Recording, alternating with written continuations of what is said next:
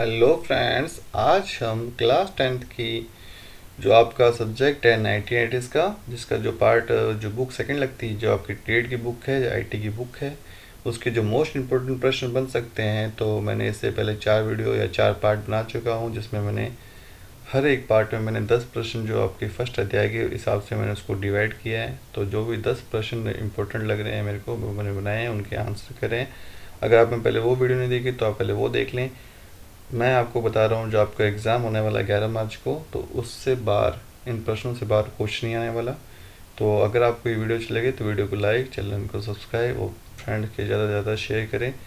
ठीक है, तो मैं आपको पहले दिखा देता हूँ। मैंने इससे पहले 3 पार्ट बना चुका हूँ क्लास 10 के मोस्ट इंपॉर्टेंट क्वेश्चन, जिसमें सब्जेक्ट है आपका ITITS। आपकी टैगलाइन क्या हुई? इससे बात कुछ भी नहीं, आखिरी बार, आपकी बार, 10वीं बार।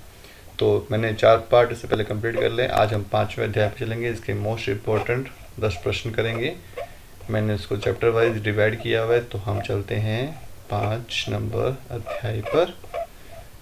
4 नंबर कर चुके हैं हम, अब हम चलते हैं 5 नंबर अध्याय, जिसका नाम है स्प्रेडशीट, डेटा को जोड़ना और साझा करना।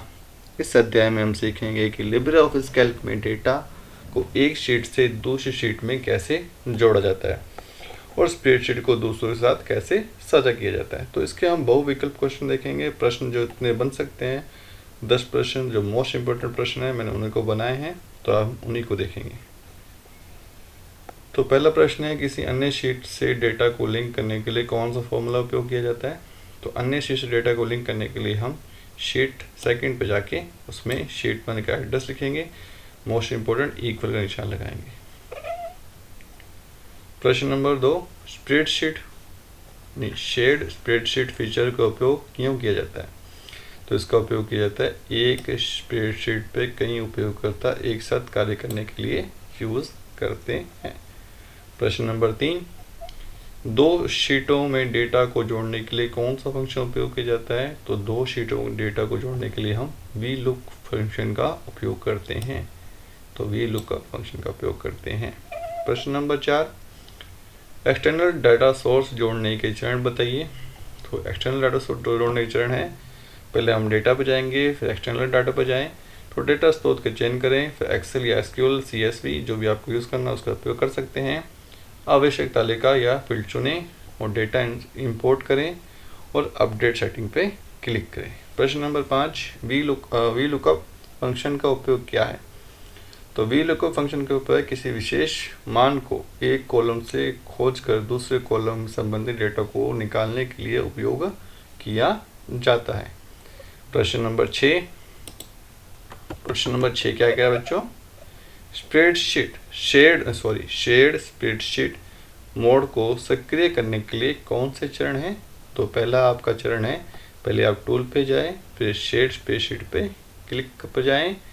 नेक्स्ट है इस पर share the spreadsheet with other user को सक्षम करें, फिर ओके बटन को दबाएं और साझा हो जाएगी आपकी शेयर्ड स्प्रेडशीट।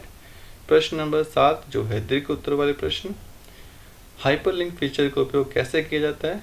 तो हाइपरलिंक फंक्शन का उपयोग हम वह सेल चुनें जहां हाइपरलिंक जोड़ना है, फिर इंसर्ट पर क्लिक करें, फिर हाइपरलिंक का विकल्प पर जाएं और तीसरे पे आएंगे, लिंक पे लिए विकल्प चुनें, जैसे कि वेबसाइट, फाइल, इमेज, जो भी आपको हाइपरलिंक यूज़ करना है वो आप उसका एड्रेस यहाँ पे लिख सकते हैं।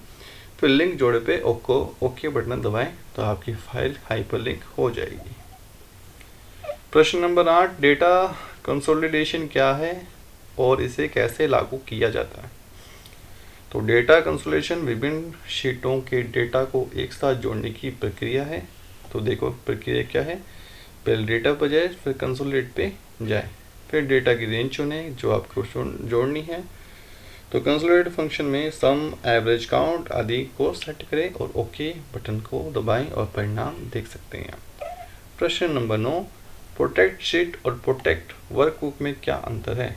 तो प्रोटेक्ट शीट वह विशेष शीट को संपादन से बचाने के लिए उपयोग किया जाता है, जिसमें आप पासवर्ड लगा सकते हैं, और प्रोटेक्ट वर्कबुक पूरी वर्कबुक को पासवर्ड से सुरक्षित करने के लिए उपयोग किया जाता है। प्रश्न नंबर 10, प्राइवेट टेबल का उपयोग करते हुए डेटा साझा करने के 3 लाभ बताइए।